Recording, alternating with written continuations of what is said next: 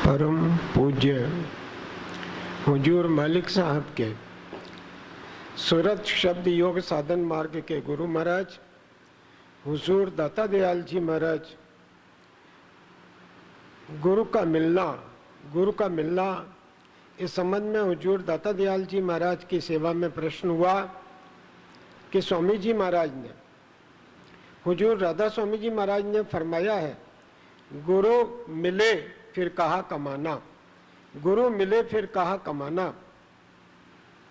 और गुरु नानक साहब ने भी फरमाया है कि पूरा सतगुर पाइया पूरी पाई युक्ति, पूरा सतगुर पाइया पूरी पाई युक्ति, हसन दिया खिलन दिया खवन दिया पिबन दिया बिच्चे पाई मुक्ति।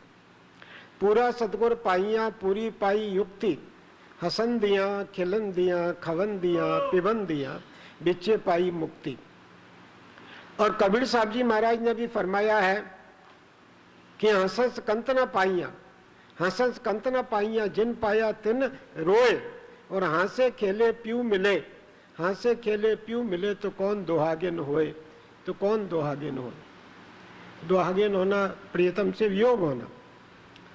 तो इन तीनों वाक्यों में जो तीनों महापुरुषों ने फरमाई हैं, हुजूर राधा स्वामी जी महाराज, गुरु नानक देव जी महाराज और कबीर साहब जी महाराज, इनके वाक्यों में क्या भेद है।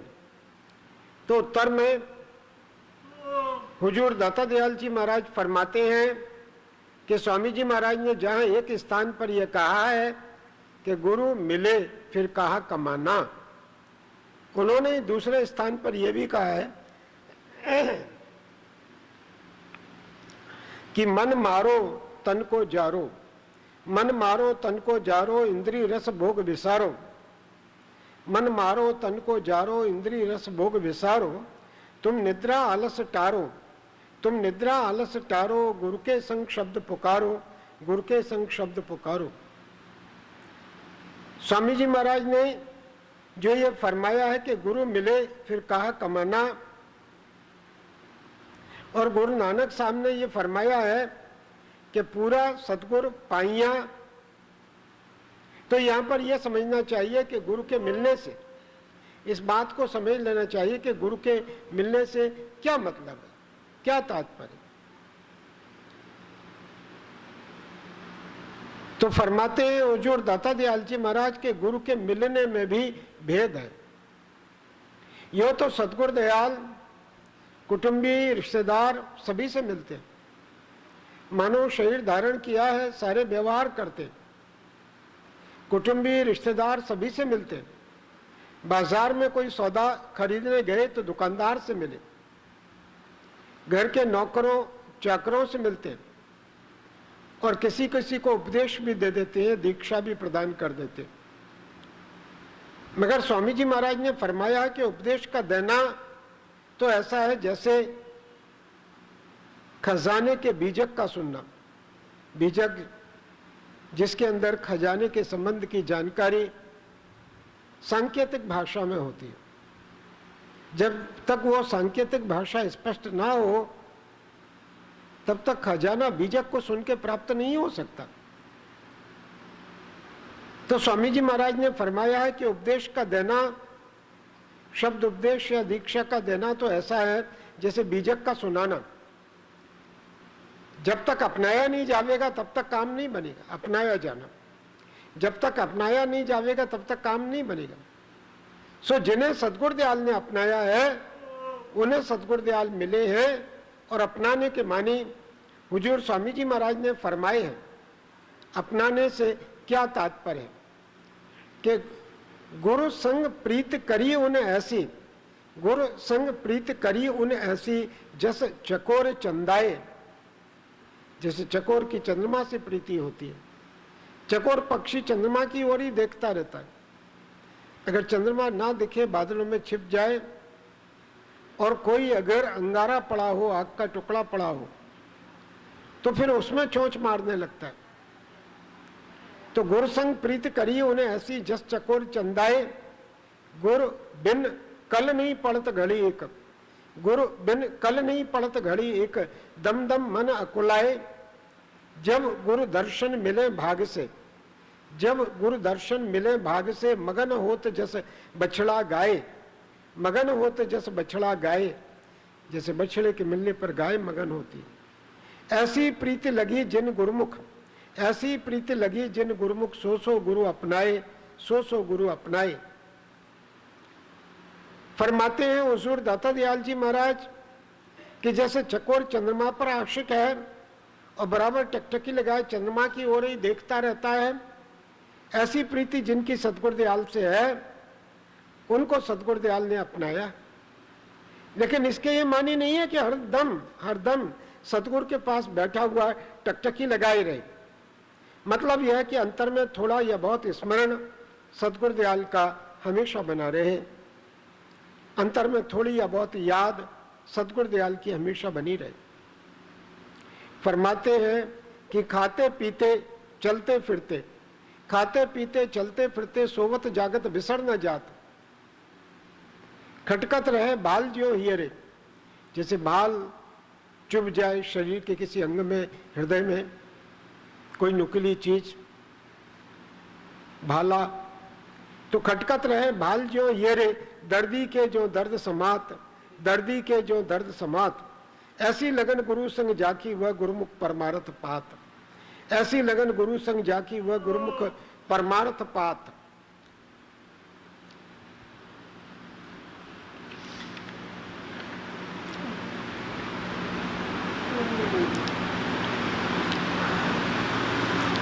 हुजूर मालिक साहब ने फरमाया है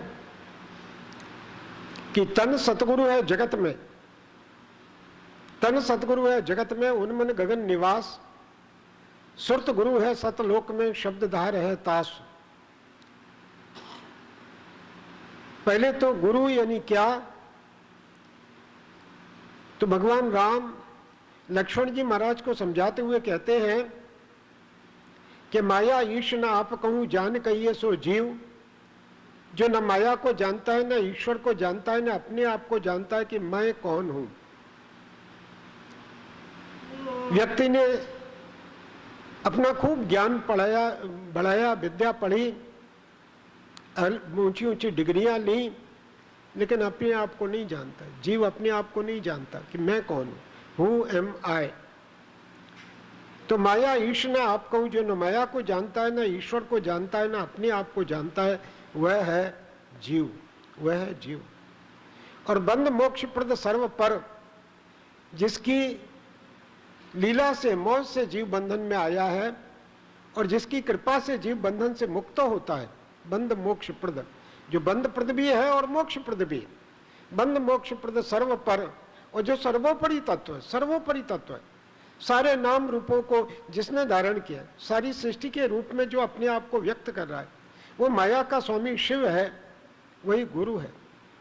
सारी सृष्टि उसी की है, वही गुरु तत्व है। और इसलिए महाराज जी बार बार समझाते हैं कि गुरु तत्व तो नित्य है, शाश्वत है, सनातन है, अविनाशी। गुरु तत्व दो नहीं है, सारी दुनिया उसी मालिक की है। दुनिया के अलग अलग हिस्सों में अलग अलग महापुरुष हुए, बड़ी तपस्या की है, कठिन साधनाएं की है। वहां की भाषा अलग, वहां के रीति रिवाज अलग, अलग अलग नाम से उस परमात्मा को पुकारा है। वो सारे नाम परमात्मा के ही है, चाहे उसे अल्लाह कहो, ब्रह्म कहो, गॉड कहो, खुदा कहो, इससे अंतर नहीं पड़ता। हुजूर मालिक साहब फरमाते हैं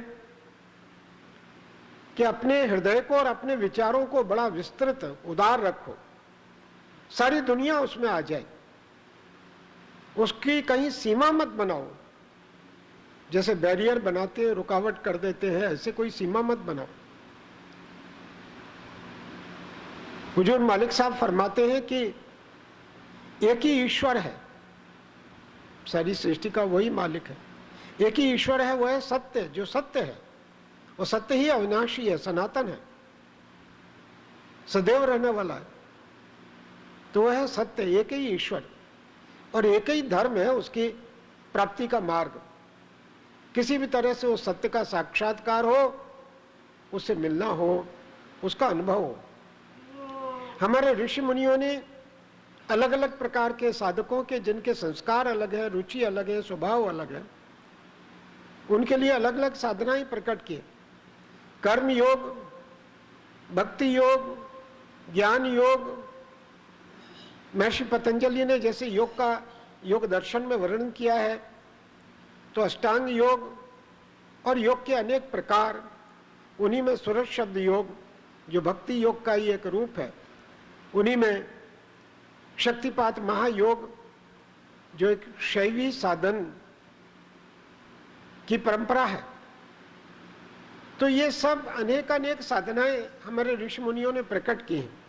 सबका लक्ष्य एक ही है। हुजूर मालिक साहब फरमाते हैं, तो उन्होंने जो ये कहा कि तन सतगुरु है जगत में, यानी वो जो सत्य है, जो शाश्वत है, सनातन है, अविनाशी है, सदैव रहने वाला है, वो गुरु तत्व मानव शरीर धारण करता है या मानव शरीर के माध्यम से अपनी कृपा को प्रकट करता है। वो कृपा किस निमित्त? तो जीव के आत्मकल्याण के निमित्त, उसको अपने आत्मस्वरूप का, अपने आप का बोध हो, सेल्फ रियलाइजेशन, इसके निमित्त। और इसलिए कहा है कि तन सतगुरु है जगत में, उन मन गगन निवास। और उनका मन जहां से मन का आवरण आया हुआ है सुरत पर, आत्मा पर, वहां निवास करता है। और सुरत गुरु है सतलोक में, उनकी सुरत वो सत्यधाम में विहार करती है। और शब्द धार है तास, और शब्द की धार के द्वारा वो कृपा करते हैं। शब्द योग में शब्द की धार कहा है, शक्तिपात महायोग साधन में उसी को कुंडलनी शक्ति कहा। वो गुरु कृपा से अंतर में जागृत होती है, क्रियाशील होती है। तो तन सतगुरु है जगत में, उन्मन गगन निवास। सुरत गुरु है सतलोक में, शब्दधार है तास। तो सेवा के ही ऐसे अनेक रूप हो गए कि तन से गुरु तन सेव कर, अपने शरीर को गुरु सेवा में लगाना। इसके भी कई भाव हो जाते हैं, कई स्तर हो जाते हैं। एक तो गुरु की व्यक्तिगत रूप से गुरु शरीर की सेवा करना, वो तो सब कर नहीं सकते। तो आश्रम की सेवा, सत्संग की सेवा, सत्संगियों की सेवा, आश्रम संबंधी व्यवस्थाएं, ये सब कुछ उसी में शामिल है कि तन से गुरु तन सेव कर, मन से गुरु को ध्याओ, और मन में गुरु स्वरूप का ध्यान। अब ध्यान शब्द की अनेक परिभाषाएं हैं या स्तर हैं। शास्त्रों में कहा है कि ध्यानम निर्विषम मनः, ध्यान मन की वो स्थिति है जिसमें मन के समक्ष कोई विषय ही ना रहे, ऑब्जेक्ट लेस, कोई विषय ना रहे, एक शून्य जैसी अवस्था, मन अपने आप में लय हो जाए। किंतु उस अवस्था तक पहुंचने के लिए साधक के लिए सर्वप्रथम क्या है कि जिन महापुरुष से भी संबंध है उनके स्वरूप का ध्यान, वो साधक के लिए सबसे अधिक सहज है, स्वाभाविक है। तो तन से गुरु तन सेव कर, मन से गुरु को ध्याओ, सुरत से गुरपद शब्द गए। अपनी सुरत को उन्होंने जो साधन भजन अभ्यास बख्शा है उसमें लगाना। तो सुरत से गुरपद शब्द गए, तुझको यही उपाओ, तुझको यही उपाओ। फरमाते हैं हुजूर दाता दयाल जी महाराज कि परमार्थ के मानी है परम अर्थ, परम जो सबसे बड़ा है, अर्थ सबसे बड़ा धन। तो परम अर्थ, और परम अर्थ यही है कि आत्मा और परमात्मा मिलकर एक हो जावे। ये जो जीवात्मा है वो आत्मा का अनुभव करके परमात्मा स्वरूप हो जावे। और गुरु ऐसे होना चाहिए जो स्वयं परमात्मा से मिलकर एक हो चुके हों। वैसे तो सब लोग सबको ही गुरु धारण कर लेते, कोई किसी साधु को, कोई किसी पंडित को, परंतु ये नहीं देखते कि वो खुद परमात्मा स्वरूप है या नहीं। जैसा कि कहा गया है कि गुरुर ब्रह्मा गुरुर विष्णु गुरुर्देवो महेश्वरः गुरु साक्षात परब्रह्म तस्मै श्री गुरुवे नमः। ऐसे जो गुरु है वो गुरु पदवी के योग्य है। आजकल तो रोजगारी गुरु मिलते हैं, व्यवसायी गुरु मिलते हैं, चेले उन्हें भेंट देते हैं, उसी से उनकी गुजर होती है। अगर वो जीव का आत्मकल्याण करने में समर्थ नहीं है तो ऐसे गुरुओं से कुछ फायदा नहीं हो सकता।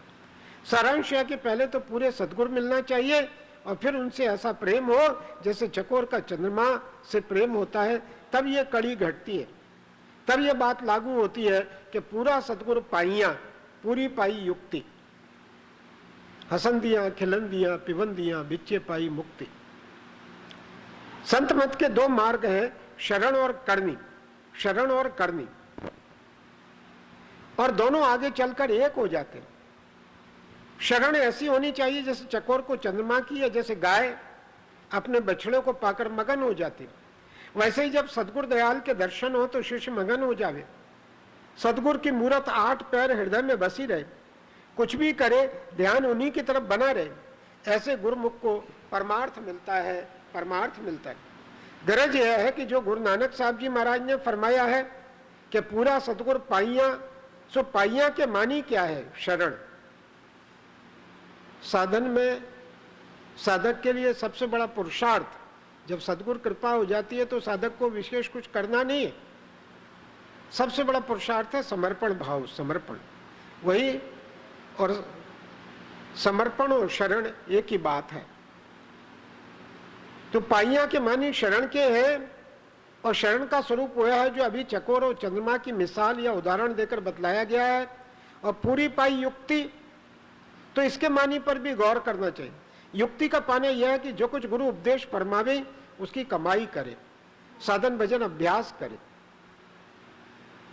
सिर्फ बातों से काम नहीं बनता, ये करनी हुई, ये करनी हुई। पहले में पूरा सतगुरु पाइया में तो शरण है, और पूरी पाई युक्ति में करनी है। जब दोनों साथ साथ चलेंगी तब यह बात होगी। जैसे हुजूर राधा स्वामी जी महाराज ने कहा है कि यह करनी का खेल है नहीं बुद्धि विचार, बुद्धि क्षण करनी करे तो पावे कछु सार। करनी मेहर दो संग चलते, करनी से कृपा, कृपा से करनी, बगैर कृपा के करनी नहीं बनती। तो करनी मेहर दो संग चलते, तब फल पूरा चढ़ चढ़ लेते, तब वो पूरा फल प्राप्त होता है, लक्ष्य प्राप्त होता है। तो जब दोनों साथ साथ चलेंगी, करनी और मेहर या युक्ति, तब ये बात होगी कि हसंदियां खिलंदियां खवंदियां पिबंदियां बिच्चे पाई मुक्ति। हंसते खेलते खाते पीते मुक्ति प्राप्त होती है। हुजूर मालिक साहब को कबीर साहब जी महाराज का यह पद बहुत पसंद था, और उसको वो अक्सर इसकी व्याख्या भी समझाते थे कि साधो सहज समाधि भली, साधो सहज समाधि भली। सहज समाधि यह सदगुरु कृपा से जो साधन चलता है अंतर में, तो साधो सहज समाधि भली। गुरु प्रताप जादिनते जागी, कौन जागे? शक्ति जागृत हुई सदगुरु कृपा से। तो गुरु प्रताप जादिनते जागी, दिन दिन अधिक चली, दिन दिन अधिक चली।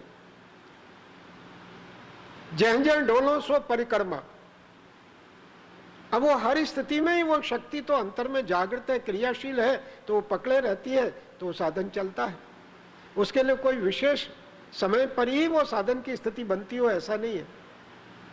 तो गुरु प्रताप जादनते जागी, दिन दिन अधिक चली। जह जह डोलो, जहां कहीं भी जाऊं आऊं जाऊं, जह जह डोलो सो परिक्रमा, जो कुछ करो सो सेवा। और जब सोवो तब करो दंडवत, जब सोवो तब करो दंडवत। पूजो और न देवा, फिर और किसी आराधना की जरूरत नहीं रह जाती, एक अंदर से समर्पण। तो पूजो और न देवा, कहो सो नाम सुनो सो सुमरण, कहो सो नाम सुनो सो सुमरण। खाऊं पीऊं सो पूजा, और ग्रह उजाड़ एक सम लेखो। घर और वन दोनों उसके लिए एक समान हो जाते। तो ग्रह उजाड़ एक सम लेखो, भाव मिटाऊं दूजा, भाव मिटाऊं दूजा। शब्द निरंतर से मन लागा, मलिन वासना त्यागी। निरंतर जो अपने आप सदैव हो रहा है। तो दो चीजें हैं, वो जो मालिक साहब ने समझाया, मन और प्राण। अगर प्राण ठहरता है तो मन ठहरता है, ऐसा प्राणायाम के अभ्यासी लोग अनुभव करते हैं, जानते हैं। किंतु अगर मन ठहरता है, प्राण ठहरता है तो मन ठहरता है, ये तो प्राणायाम के अभ्यासी अनुभव करते हैं। किंतु अगर मन ठहरता है तो प्राण पर भी प्रभाव पड़ता है, प्राण भी ठहरता है। अर्थात प्राण के ठहरने से होने वाला जो लाभ है वो मन के ठहरने से प्राप्त हो जाता है। ऐसे ही साधन के दो रूप हो गए। हुजूर मालिक साहब समझाते हैं कि जो शक्तिपात महायोग साधन है उसमें प्राण की क्रियाएं, इनकी प्रधानता है। प्रारंभ से ही साधक को नाना प्रकार की प्राण शक्ति की क्रियाएं होती हैं जिनका वो प्रत्यक्ष अनुभव करता है और उस अनुभव के रूप में उसको एक बहुत बड़ा सहारा आश्रय प्राप्त हो जाता है। और सुरत शब्द योग में बड़ी भारी रगड़ पड़ती, लंबे समय तक अभ्यास में बैठे रहना पड़ता है और वो मन प्रधान साधन है, यानी हृदय में प्रेम भाव अगर वो नहीं है तो उस साधन में आगे चल पाना मुश्किल होता है। तो मन और प्राण का आपस में संबंध है। किसी साधन में हृदय की भाव की प्रधानता है तो किसी में प्राण की क्रियाओं की प्रधानता है। लक्ष्य दोनों का एक ही है। हुजूर मालिक साहब फरमाते हैं जैसे किसी स्थान पर हम रेल से गए, बस से गए, हवाई जहाज से पहुंचे, सब में लगने वाला समय अलग होगा, अनुभव अलग होगा, लेकिन लक्ष्य तो उसी स्थान पर पहुंचना हुआ जहां जाना है। तो हमारे ऋषि मुनियों द्वारा प्रकट साधन उसी प्रकार से उसी लक्ष्य को प्राप्त कराते हैं। यह गलतफहमी बहुत से लोगों में है। जिन लोगों से न तो अभ्यास बनता है न शरण ली जाती है, वे ऐसी कड़ियां अपने मतलब के लिए ढूंढ लेते हैं कि असंदियां खिलंदियां पिवंदियां बिच्चे पाई मुक्ति। गुरु मिले फिर कहा कमाना, फिर साधन की हमें क्या जरूरत रहेगी। तो ऐसा वो मानने लगते हैं। ये गलतफहमी बहुत लोगों को, जिनसे ना अभ्यास बनता है ना शरण ली जाती, वे ऐसी कड़ियां अपने मतलब के लिए ढूंढ लेते हैं। स्वामी जी महाराज ने फरमाया कि गुरुमुख एक ही होता है, लेकिन जैसे एक ऊंट के पीछे सैकड़ों ऊंट बंधे चले जाते हैं, इसी तरह एक गुरुमुख से सैकड़ों पार हो जाते हैं। मतलब यह है कि दुम से बंध जाना चाहिए, और दुम से बंधने के मानी वही है जो शरण लेने के ऊपर कहे गए। ऊंट जो बंधा होता है वो इधर उधर दरख्तों में मुंह नहीं मार सकता, यानी उसको आजादी इधर उधर जाने की भी बिल्कुल नहीं होती। इसी तरह जो सेवक सतगुरु दयाल से या उनके गुरुमुख शिष्य से बंध जाते हैं, उनको इंद्रियों के विषय भोगने का और संसारी वासनाओं को पूरा करने का मौका नहीं रहता, यानी उनके सब बंधन टूट जाते हैं। यही एक सतगुरु या गुरुमुख से बंधे रहने का बंधन रह जाता है।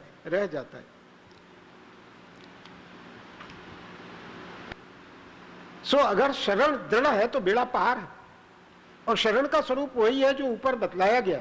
शरण की युक्ति बड़ी सरल है और केवल जीवों के ही हाथों लगी है। संत भी आप खुद बन बैठे और उन्हें भी भेद खोलना पड़ा। जिन्हें अपना उद्धार मंजूर है उन्हें सतगुरु से ऐसी प्रीति होनी चाहिए जैसे बच्चे की माँ से या स्त्री की पति से होती। जैसे बच्चा अपनी माँ को ही सब कुछ समझता है, और कोई दुख कोई कष्ट आता है तो माँ की तरफ ही दौड़ता है और उसको हमेशा माँ का ही सहारा रहता है। अगर बच्चे को माँ मारे और कोई दूसरा आकर के बच्चे को बचावे, तब भी बच्चा माँ की तरफ ही दौड़ेगा, दूसरे बचाने वाले की तरफ नहीं जाएगा। इसी तरह जिसके हृदय में सदगुरु बसे हैं उसे हमेशा सदगुरु की याद आती है और दीन और दुनिया के हर एक काम में सदगुरु का ही भरोसा रखता है। और जिसकी ऐसी हालत है वही एक जन्म में जावेगा, और नहीं तो धीरे धीरे भक्ति बढ़ती रहेगी, दूसरा मनुष्य जन्म मिलेगा और उसमें फिर भक्ति करेगा, लेकिन अंत में हालत वही आवेगी, अपनाया जाना। तभी उद्धार हो सकता है, तभी उद्धार हो सकता है। स्वामी शिवोमती जी महाराज जो शक्तिपात महायोग साधन की इस गुरु परंपरा में महापुरुष हुए हैं, वो चित्त लीला या शक्तिपात विज्ञान में शक्तिपात महायोग साधन संबंधी बातों को कुछ पात्रों के माध्यम से समझाते हैं। चक्रपाणी जो संसार के दुखों से दुखी होकर, संसार से जो स्वार्थ में व्यवहार मिला, धोखा मिला, उसे दुखी होकर गुरुदेव के पास आश्रम में गुरुदेव की शरण में आया और कहा कि मैं आपकी शरण हूँ, कृपा करके मुझे दीक्षा प्रदान कर दे कि कृपा करें। उससे पहले भी आ चुका था, मन नहीं भरा तो अनेक महापुरुषों के पास गया, लेकिन कहीं भी संतोष नहीं मिला। अंत में फिर आया। गुरुदेव ने कहा कि अभी तुम्हें दीक्षा के लिए कुछ पूर्व तैयारी करनी पड़ेगी, प्रतीक्षा करनी पड़ेगी। क्यों? क्योंकि अभी तुम्हारी श्रद्धा परिपक्व नहीं है। शरण का मतलब क्या है ये तुमने जाना ही नहीं है, इसलिए तुम गुरुदेव की शरण में आए हो, इस बात को कहने का कोई उसमें कोई मतलब नहीं है, सिर्फ कहने भर की बात हुई। तीसरी बात, संसार से दुखी होकर के तुम आए हो। जब तुमको संसार से कुछ सुख प्राप्ति की आशा होगी कि इससे मुझे सुख मिल सकता है, तो उधर ही लुढ़कते हुए तुम्हें देर नहीं लगेगी, क्योंकि तुम्हारा वैराग्य या संसार से मन का हटाव अभी परिपक्व नहीं है, पक्का नहीं।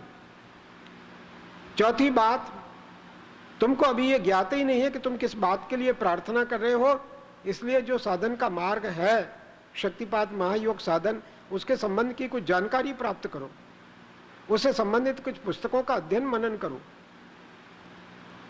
और अभी प्रारंभिक तैयारी के लिए साधन की जो भी प्रणाली तुम्हें अपने मन के अनुकूल लगे, रुचिकर लगे, उसमें लग जाओ। भगवान के नाम का या किसी मंत्र का अधिक से अधिक जप करो। नित्य विवेक को जागृत करो, बढ़ाओ कि क्या नित्य है और क्या अनित्य है।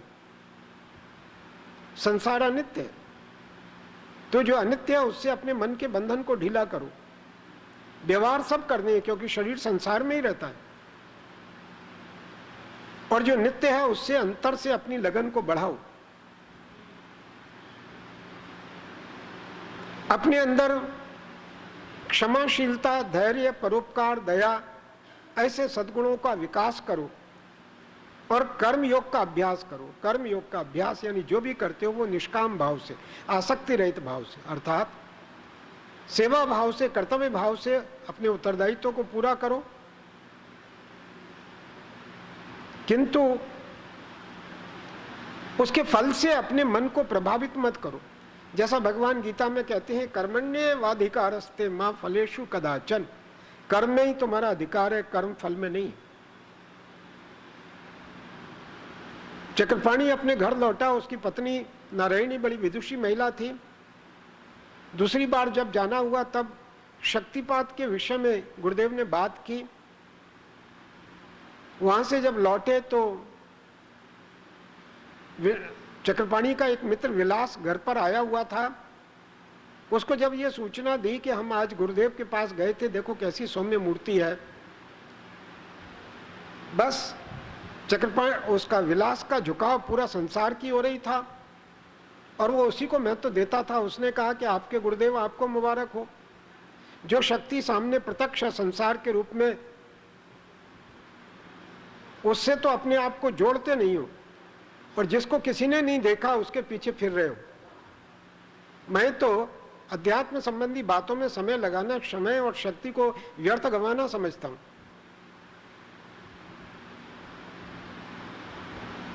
क्या किसी ने अभी तक ईश्वर को देखा है, या जो ये कह सके कि मैंने ईश्वर को देखा है? ऐसी बातों को सुनकर चक्रपाणी के हृदय को बड़ी ठेस लगी। उसका हृदय कई दिनों तक बड़ा व्यथित रहा।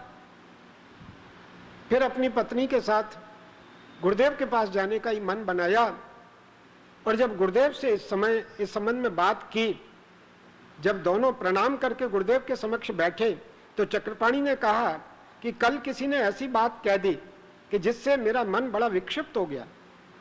वह कहने लगा कि ये सब अध्यात्म संबंधी बातें फालतू की बातें,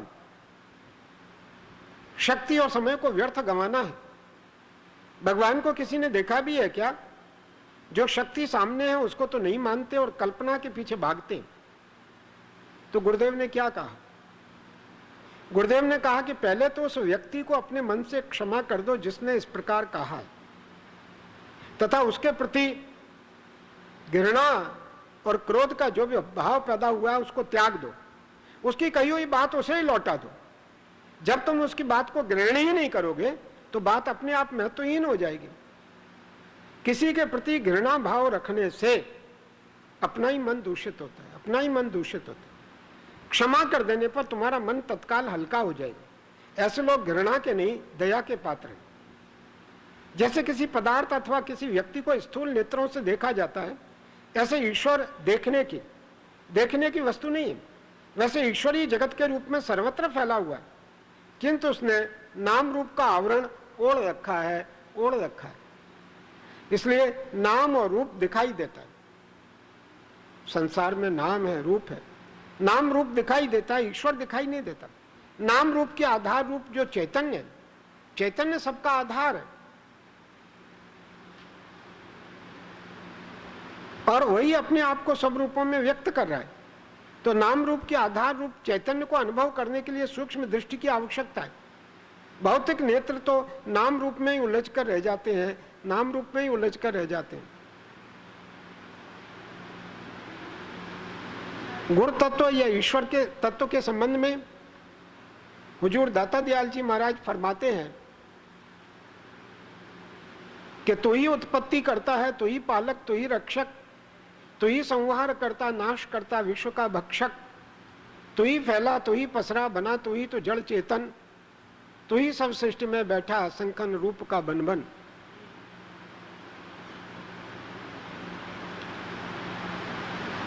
तू ही लक्ष्मी, नारायण, गौर, शिव, और तू ही गणपत है। तू ही ब्रह्मा, सावित्री, देव, देवी, तू ही सुरपत है। तू ही नरसिंह, वामन, परशुराम और कृष्ण रघुपत है। तू ही नर, पशु, पक्षी, कीट, वृक्ष और नदी पर्वत है। सब रूपों को उसी ने व्यक्त किया। तो नाम रूप के आधार रूप चैतन्य को अनुभव करने के लिए सूक्ष्म दृष्टि की आवश्यकता है। भौतिक नेत्र तो नाम रूप में ही उलझ करके रह जाते हैं। यह कहना कि किसी ने ईश्वर को नहीं देखा, यह ठीक नहीं। ऐसे अनेक साधक इस समय ही विद्यमान है जो चैतन्य ईश्वर को अपने ज्ञान चक्षुओं से तथा उसकी लीलाओं को देखते हैं। यह शक्ति जागृति के उपरांत ही संभव हो पाता है। शक्तिपात से जब शक्ति अंतर में जागृत और क्रियाशील होती है, तब साधक अपनी ओर से कुछ नहीं करता। तब वो कौन है जो ये क्रियाएं करता है? साधक तो क्रियाएं नहीं करता, उसको बड़ी बड़ी विचित्र क्रियाएं होती जिनको वो सामान्य अवस्था में नहीं कर सकता। तो शक्तिपात, तो वह कौन है जो ये क्रियाएं करता है? इस बात को वह समझ नहीं सकते। ऐसा कहने वाले लोग इस बात को समझ नहीं सकते। जो इस विद्या की जानकारी नहीं रखते वो नहीं समझ सकते। इसके लिए श्रद्धा, इसके लिए समर्पण, सेवा तथा साधन की आवश्यकता है। इसके लिए श्रद्धा, समर्पण, सेवा तथा साधन की आवश्यकता है। यह ज्ञान विषयी ज्ञान या सांसारिक ज्ञान से सर्वथा भिन्न है। जो जागतिक ज्ञान में, संसारी ज्ञान में ही पड़े रहते हैं, उनका बंधन सदैव बना रहता है। यही ज्ञान बंधन का कारण होता है, बंधन का कारण होता है। और जो सांसारिक ज्ञान है उसके लिए भगवान राम लक्ष्मण जी महाराज को कहते हैं, माया के स्वरूप को समझाते हुए, कि मैं और मोर, मैं और मेरा, मैं और मोर तोड़ तय माया, तू और तेरा, ये माया है। जय बस कीने जीव निकाया, जिसने संसार के संपूर्ण जीवों को अपने वश में कर रखा है। गो गोचर जह लग मन जाई, सो सब माया जानो भाई। गो नाम इंद्रिय, इंद्रियों से जो कुछ अनुभव में आता है और जहां तक मन की गति है वो सब माया है। ताकर भेद सुनो तुम सो, विद्या पर अविद्या दो। एक विद्या है, दूसरी अविद्या है। विद्या इस संसार को प्रकट करती है, किंतु अविद्या इस संसार में बांध करके रखती है। और संसार की जो विद्या है वो अविद्या है संतों के कई अनुसार। जैसा हुजूर राधा स्वामी जी महाराज कहते हैं कि हे विद्या तू बड़ी अविद्या, संतन की ते कदर न जानी। संत प्रेम के सिंधु भरे हैं, विद्या क्यों कर याद रहानी। तू धन मान प्रतिष्ठा चाहे और चतुरता में लिपटानी। हुजूर दाता दयाल जी महाराज हुजूर चाचा जी महाराज की सेवा में जब पहुंचे और उनके दर्शन किए, तो हुजूर दाता दयाल जी महाराज को, वो मुरार हाई स्कूल के हेडमास्टर थे, तो हुजूर मास्टर साहब कहकर के पुकारा जाता था। तो परम दयालु मास्टर साहब हुजूर चाचा जी महाराज से सूरज शब्द योग की दीक्षा लेकर स्वामी बाग में निवास करके अपने अभ्यास में, शब्द अभ्यास में रत हो गए। जो कुछ सेवा आपको हुजूर चाचा जी महाराज की मिल जाती थी, जो कुछ सेवा आपको सतगुरु दयाल की मिल जाती थी, बड़ी उमंग और उत्साह से करते थे। जब 1 या 2 रोज के लिए हुजूर चाचा जी महाराज आगरा शहर में पन्नी गली, यानी स्वामी बाग से पन्नी गली शहर में चले जाते थे तो उस समय आगरा में ज़्यादातर कुओं का पानी खारी था, काफ़ी खारी था, और स्वामी बाग के कुएं का पानी मीठा था, और आपको नेत्रों से बहुत कम दिखता था। नेत्र ज्योति आपकी बड़ी कमजोर थी, बड़ा मोटा चश्मा आपको लगता था, बड़े ज़्यादा नंबर का। तो जब 1 या 2 रोज के लिए हुजूर चाचा जी महाराज आगरा शहर में पन्नी गले चले जाते थे, तब आप यानी कि हुजूर दाता दयाल जी महाराज स्वामी बाग के कुएं के पानी का घड़ा, स्वामी बाग के कुएं के मीठे पानी का घड़ा सिर पर रखकर पैदल 3 मील की यात्रा करके, यानी कोई 5 किलोमीटर की यात्रा करके पन्नी गली ले जाते थे। जगत की लज्जा व निंदा की कुछ भी परवाह नहीं करते थे। आपको अभ्यास की दशा में अपने अंतर में जो चमत्कार दिखाई दिए और शब्द की जो परम मधुर ध्वनि सुनाई दी, उससे आपको हुजूर चाचा जी महाराज की गति का पूर्ण परिचय हो गया। जब छुट्टी का समय समाप्त होने के 2 दिन शेष रह गए, तब आपने छुट्टी बढ़ाने के लिए निवेदन पत्रिका शिक्षा विभाग में भेजने को हुजूर चाचा जी महाराज की अनुमति चाहिए। तो हुजूर चाचा जी महाराज ने फरमाया कि अब अधिक छुट्टी की आवश्यकता नहीं। मुन्ना, तुम्हारी स्थिति के अनुसार मुझे पारमार्थिक ज्ञान जो तुम्हें कराना था वह मैं करा चुका हूं। तुम्हें यहाँ आए हुए, आगरा आए हुए, ग्वालियर से आगरा आए हुए कई दिन भी हो गए। अब तुम आनंद से मुरार चले जाओ, ग्वालियर का हिस्सा है, और अपने कर्तव्य का पालन न्याय संगत रीति से यथोचित करने में संलग्न हो जाओ। तुम्हारी लगन और सेवा से मैं बहुत प्रसन्न हूं। तुम्हें आशीर्वाद देता हूं कि तुम्हारी आत्मोन्नति सदगुरु दयाल की दया से उत्तरोत्तर होती रहे। बस तुम्हें धैर्य कभी नहीं छोड़ना चाहिए। पाठ, भजन, सुमिरन, ध्यान नित्य नियम पूर्वक तुम करते रहना। हुजूर चाचा जी महाराज का यह आदेश सुनकर आप बड़े व्याकुल हो गए, विवल हो गए, और कहने लगे कि मेरी करबद्ध आपसे प्रार्थना है कि आप अपने श्री चरणों से मुझ दास को पृथक ना करें और मुझे एक अजान बालक जानकर यहीं रहने की आज्ञा प्रदान करें। चाचा जी महाराज ने फरमाया कि तुम्हारे यहाँ रहने से मुझे प्रसन्नता ही होगी, परंतु मैं तुम्हें आग्रह पूर्वक आदेश देता हूं कि तुम अपने पिता, अपनी पत्नी और पुत्र के संग जाकर रहो। मैं तुम्हें आग्रह पूर्वक आदेश देता हूं कि तुम अपने पिता, अपनी पत्नी और पुत्र के संग जाकर रहो, और उनका उत्तरदायित्व जो तुम्हारे ऊपर पूर्व के कर्मों के कर्ज के रूप में, पूर्व के कर्मों के लेन देन के रूप में, उसे पूरा करो, और जो भी कार्य करते हो उसे सत्यप्रता से करते रहो। मैंने तुम्हें जो उपदेश दिया है वह तुम्हें अकेले कोई कल्याणप्रद नहीं है, किंतु संसार के सभी अधिकारी जीवों को कल्याणकारक होगा। इसलिए तुम्हें मुरार जाकर अपना लक्ष्य प्राप्त करने के लिए तन मन से जुट जाना चाहिए।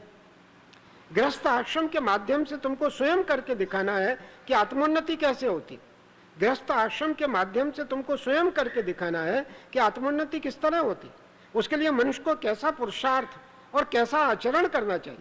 केवल ज्ञान का उपदेश करने से, किसी व्यक्ति को ज्ञान का अगर उपदेश किया जाए तो ज्ञान का उपदेश करने से ही वह व्यक्ति जिसको उपदेश दिया जाता है वो सदाचारी नहीं हो जाता, सदाचारी नहीं होता। किंतु उस उपदेश के अनुसार स्वयं आचरण करके दिखाने से मनुष्य, दूसरा मनुष्य जिसको उपदेश दिया जाता है वो सन्मार्गी बन सकता है। इसलिए मैं तुम्हें मुक्ति के द्वार पर पहुंच जाने पर भी संसार त्यागने की आज्ञा नहीं देता हूं, त्याग मन से होना चाहिए, अंदर से होना चाहिए। तुम गृहस्थ आश्रम में रहकर बहुत से जीवों का कल्याण कर सकोगे। तुम जाओ, सुख से साधन भजन अभ्यास करो, पारमार्थिक वृक्ष तुम्हारा नित्य प्रति फले फूले और वृद्धि पावे।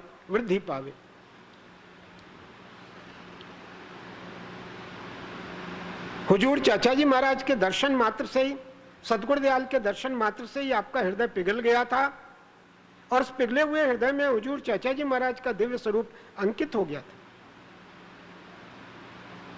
परम दयालु मास्टर साहब हुजूर चाचा जी महाराज के दिव्य स्वरूप की छाप ये पहली बार मिलना हुआ था, तब की बात है। दिव्य स्वरूप की छाप अपने हृदय में लेकर मुरार दिन के 12 बजे की गाड़ी से लौट आए और सीधे स्कूल में जाकर आपने अपना कार्यभार संभाल लिया, क्योंकि उसी दिन आपकी स्कूल में उपस्थिति आवश्यक थी। ओम।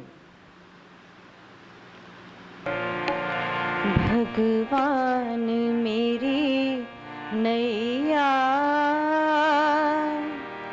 उस पार लगा देना, अब तक तो निभाया है, आगे भी निभा देना।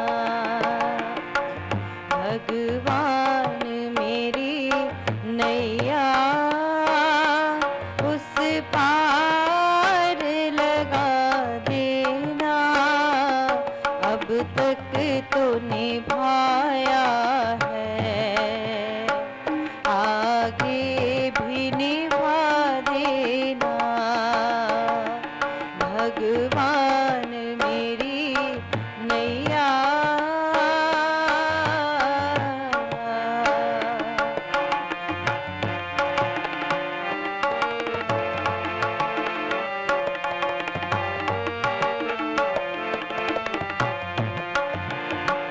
हम दीन दुखी निर्भय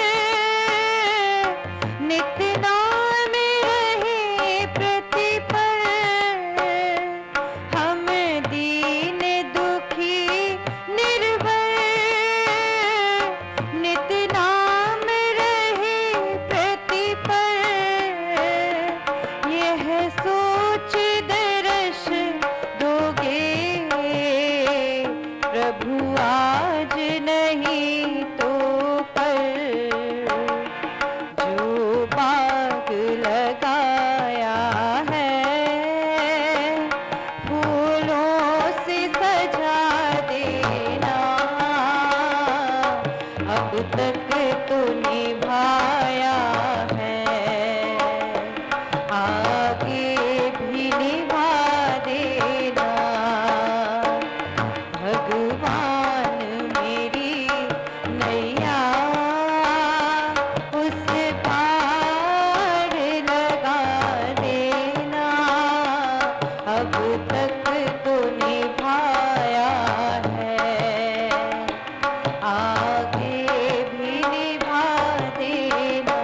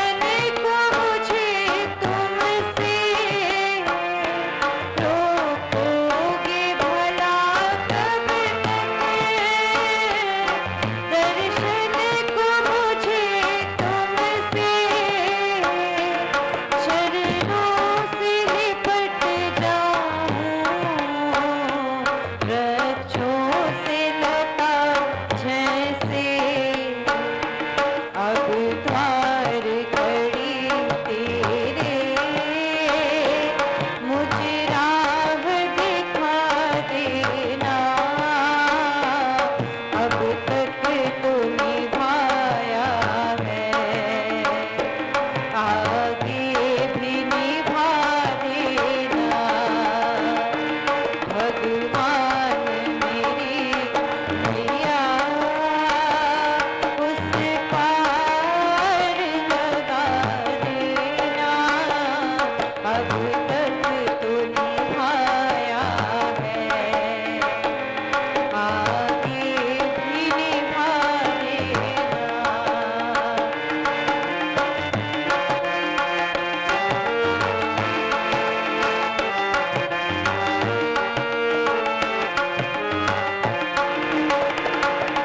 मझधार पड़ी नैया,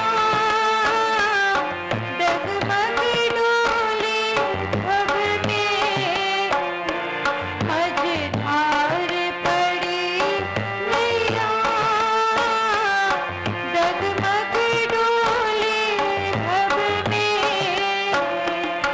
आओ कृष्णानंदन हम ध्यान धरे मन में, अब तन बर कर विनती, मुझे अपना बना लेना,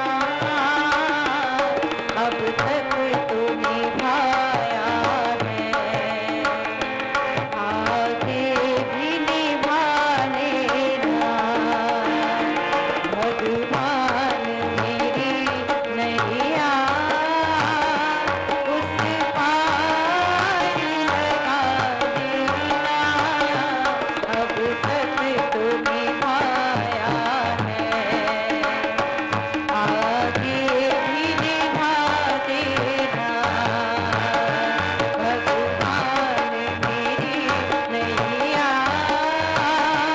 उस पार लगा देना, अब तक तो निभाया है, आगे भी निभा देना, अब तक तो निभाया है, आगे भी निभा देना।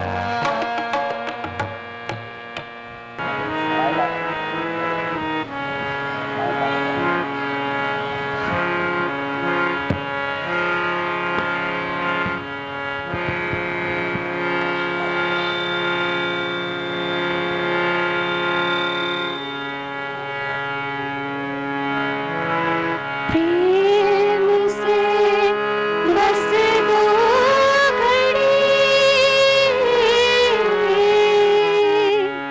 प्रभु का नाम लीजिए, प्रभु का नाम लीजिए, प्रेम से बस दो घड़ी प्रभु का नाम लीजिए, अपने अंतरात्मा को शांति से भर लीजिए, शांति से भर लीजिए, प्रेम से बस दो घड़ी प्रभु का नाम लीजिए, अपने अंतरात्मा को शांति से भर लीजिए, शांति से भर लीजिए।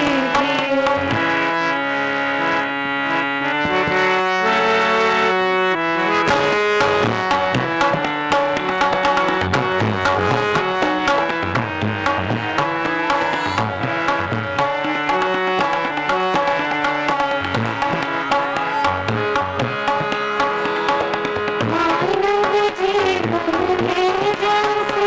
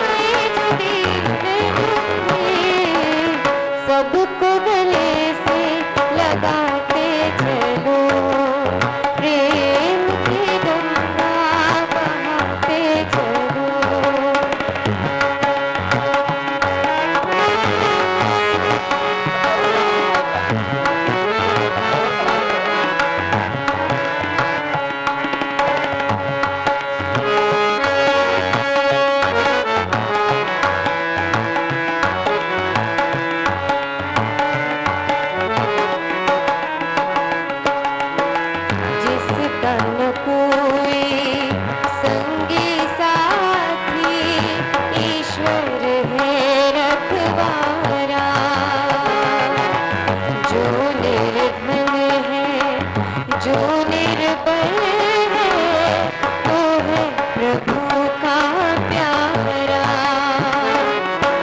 प्यार के मोती, प्यार के मोती उठाते चलो, प्रेम की गंगा बहाते चलो, प्रेम की गंगा बहाते चलो।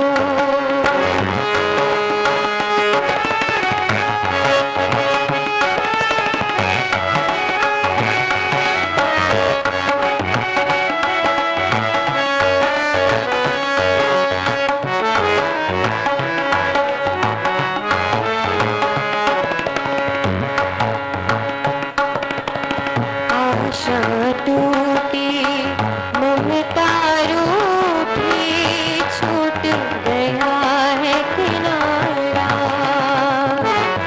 बंद करो मत द्वार दया का, दे दो कुछ तो सहारा।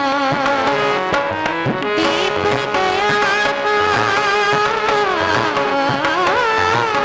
दीप गया था, जलाते चलो, प्रेम की गंगा बहाते चलो, प्रेम की गंगा बहाते चलो।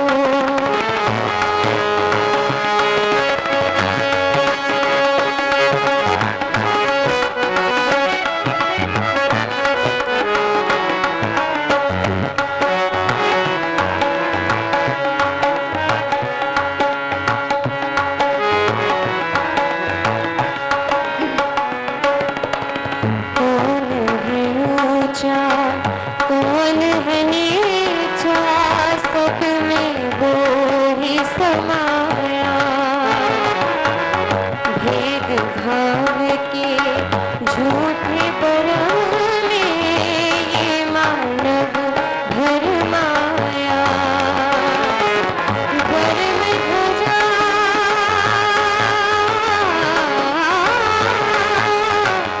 धर्म ध्वजा फहराते चलो, प्रेम की गंगा बहाते चलो, प्रेम की गंगा बहाते चलो।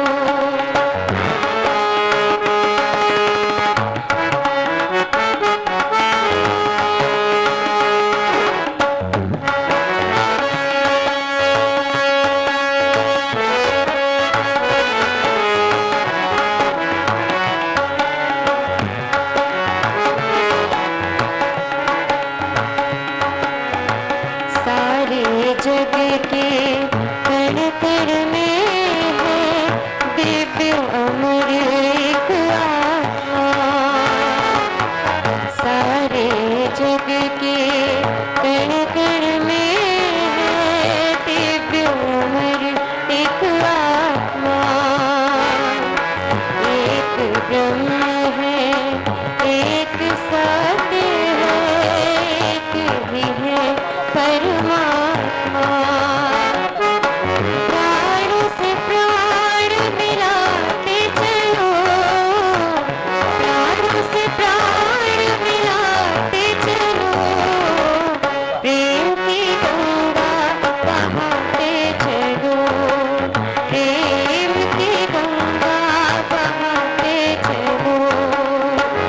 ज्योत से ज्योत जलाते चलो, ज्योत से ज्योत जलाते चलो, प्रेम की गंगा बहाते चलो, प्रेम की गंगा बहाते चलो, प्रेम की गंगा बहाते चलो। सदा नाम मैं तेरा रटू, सदा नाम मैं तेरा, ये सरकार काफी है। रटू सदा नाम मैं तेरा, यही सरकार का मैं प्यार किससे करूं, मैं प्यार किससे तेरा एक प्यार का तू सदा मैं तेरा यही सरकार का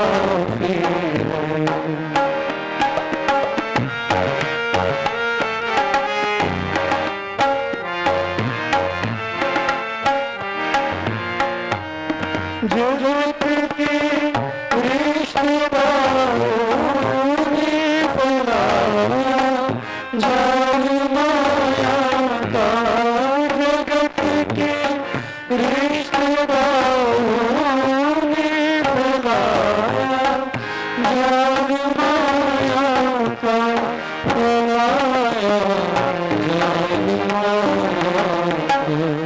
वो प्रीति तेरे प्यारों से, वो प्रीति तेरे प्यारों से, यही परिवार का है।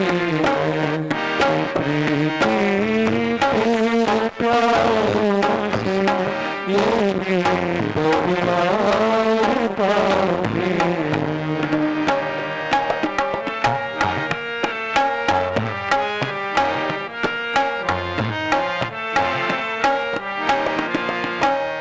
जगत की महफिलें की तमाशे हैं सभी सुने, जगत की महफिलें की तमाशे हैं सभी सुने, तमाशे हैं सभी सुने। जाओ जहाँ चर्चा तेरी हो, जाओ जहाँ चर्चा तेरी हो, यही दरबार का है। जाओ जहाँ चर्चा तेरी हो, यही दरबार का है। तू सदा मैं तेरा यही सरकार का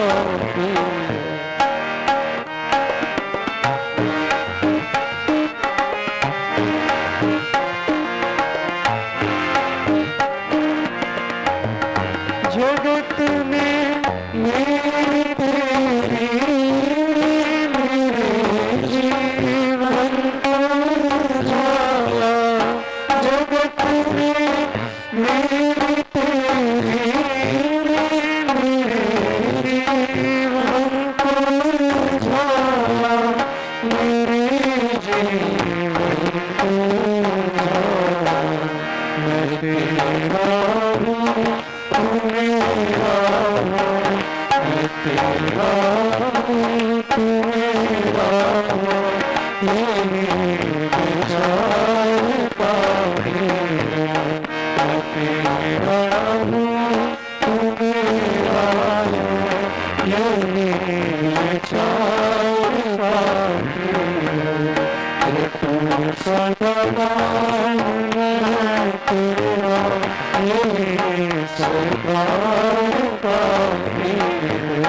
करूँ मैं प्यार किससे, करूँ मैं प्यार किससे, तेरा एक प्यार का है, तेरा एक प्यार का है, तेरा एक प्यार का है। कोई न सहारा बिन तेरे, गुरुदेव सवरिया मेरे, मेरा कोई न सहारा बिन तेरे, गुरुदेव सवरिया मेरे, गुरुदेव सवरिया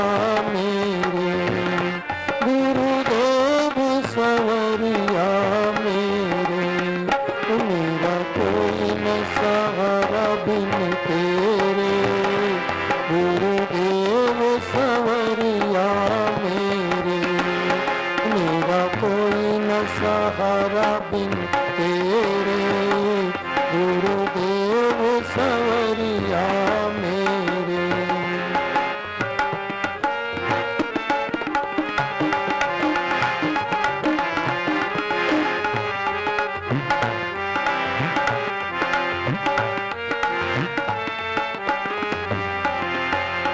तुम भक्तन के हितकारी, मैं आया शरण तिहारी।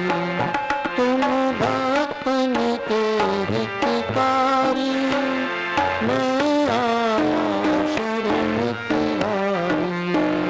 मैं आया शरण तिहारी। कटु जन्म मरण के फेरे, कटु जन्म मरण के फेरे, गुरुदेव सवरिया मेरे।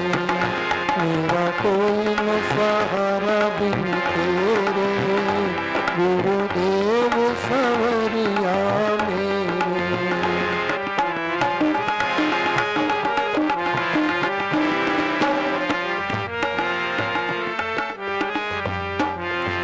मेरी डोल भंवर बिच नैया, प्रभु बन जाओ आपके भैया।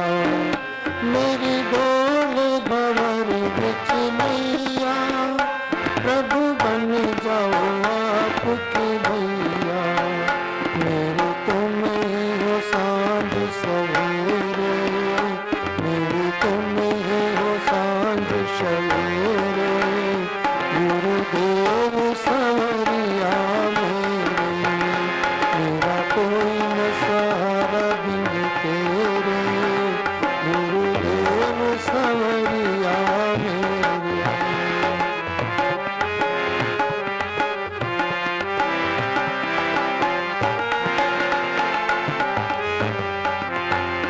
तुम युग युग जग में आए, मोहे नींद से जीव जगाए।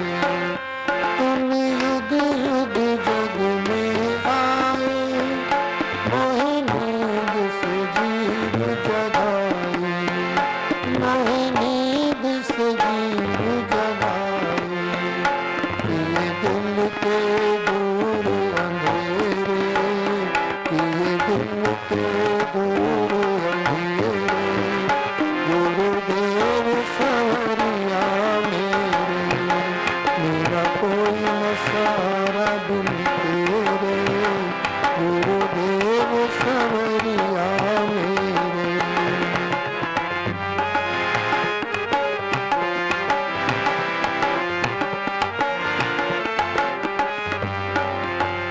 हम अदम जीव अभिमानी, तेरी भक्ति नाम ले जानी। हम अदम जीव अभिमानी, तेरी भक्ति नाम ले जानी। तेरी भक्ति नाम ले जानी। किए जग में पाप घनेरे, किए जग में पाप घनेरे, गुरुदेव सवरिया मेरे। मेरा कोई न सहारा बिन तेरे, गुरुदेव सवरिया मेरे। गुरुदेव सवरिया मेरे, गुरुदेव सवरिया मेरे। मेरा कोई न सहारा बिन तेरे, गुरुदेव सवरिया मेरे। मेरा कोई न सहारा बिन तेरे, गुरुदेव सवरिया मेरे।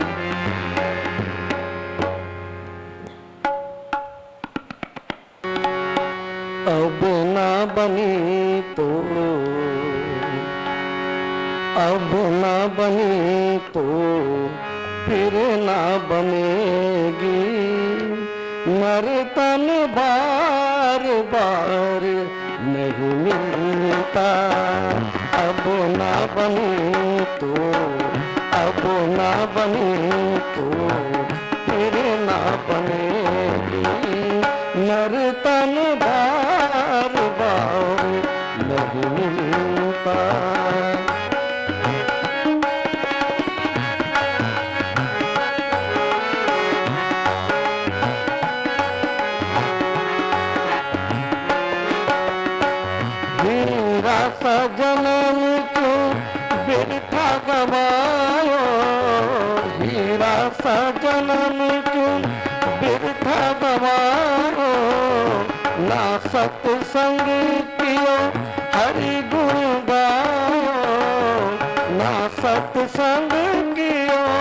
हरि गुण गाओ, जननी तेरी तुझे फिर ना जनेगी, जननी तेरी तुझे फिर ना जनेगी। नर तन बार बार नहीं मिलता, अब ना बनी तो, अब ना बनी तो फिर ना बनेगी। नर तन बार बार नहीं मिलता।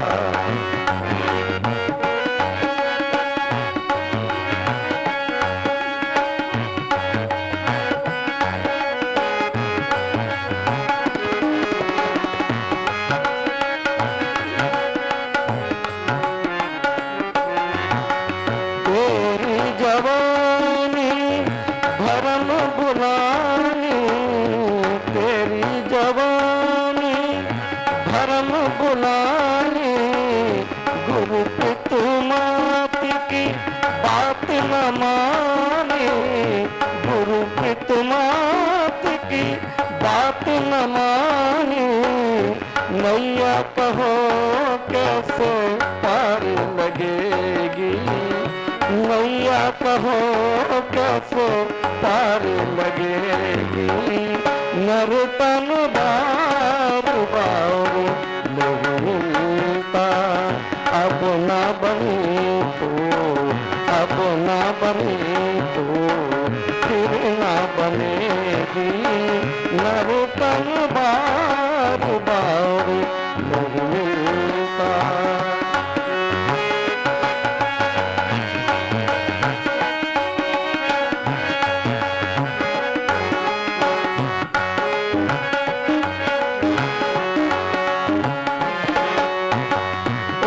प्राणी तेरी काया माटी, ओ प्राणी तेरी काया माटी, धरणी गिरत पतंग जो काटी, धरणी गिरत है पतंग जो काटी।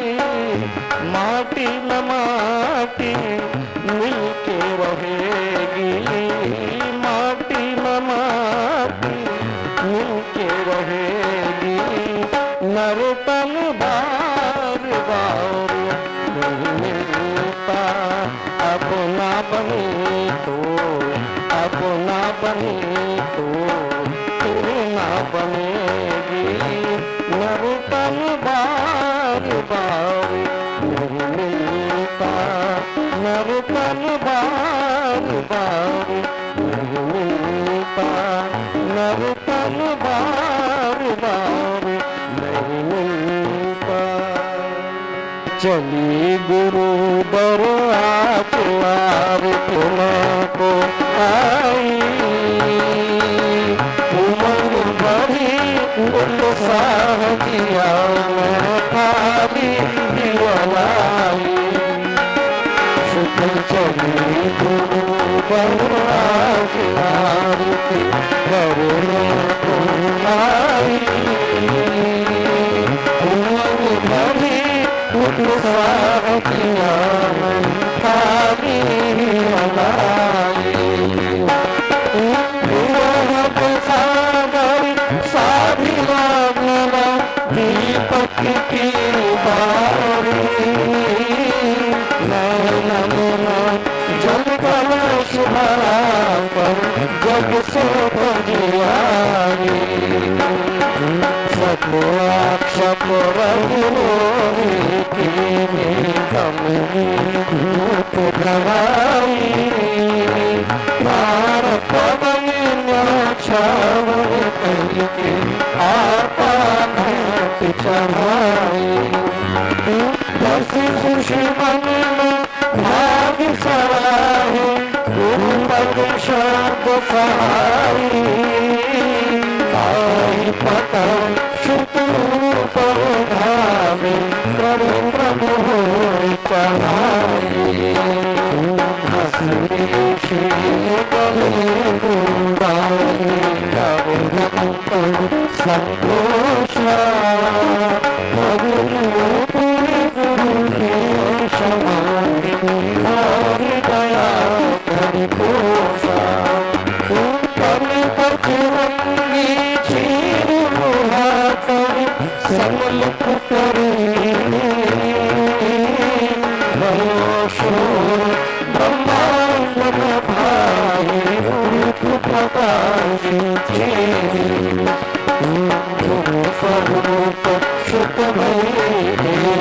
परोसे आरती कीर्ति जन्म मरण के बंधन छूटे गुरु पद पद भैरी धारा सिंह प्रभात गवासु तन मंदिर में कोई जजु पुजान तजियो सुख सिंह आरती तोरे सोई सुख चंद्र बलराज नावती करुण पुलाई उमंग भरी उत्साह दिया